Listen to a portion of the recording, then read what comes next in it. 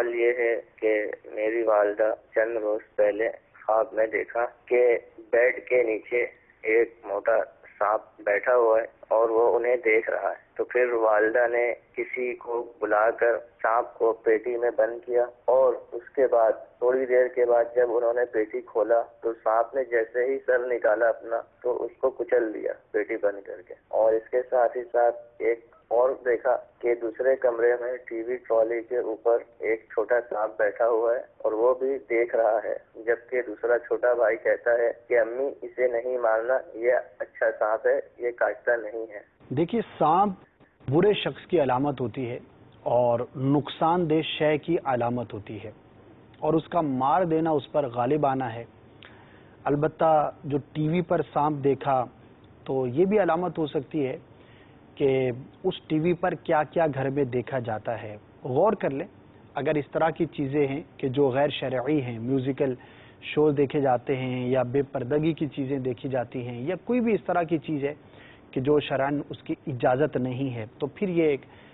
چیز علامت ہے، تنبیہ ہے اللہ تبارک و تعالیٰ کی جانب سے کہ اگر وہ گناہوں بری چیز ہے جو دیکھی جاتی ہے تو اس سے توبہ کریں اور راہ راست پر آنے کی کوشش کریں، ورنہ وہ آپ کے لیے نقصان دہ ہو سکتی ہے۔ گناہ تو ہر حال میں نقصان دہ ہی ہے، اللہ تبارک و تعالیٰ اپنی رحمت سے معاف کر دے تو اس کی رحمت ہے، ورنہ گناہ تو گناہ ہے۔ دنیا میں بھی اس کی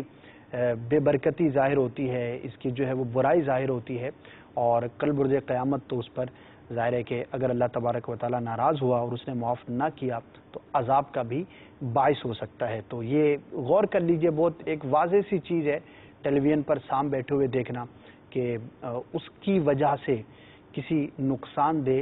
شے کا سامنا کرنا پڑ سکتا ہے۔ وہ دنیاوی اعتبار سے بھی ہو سکتا ہے اور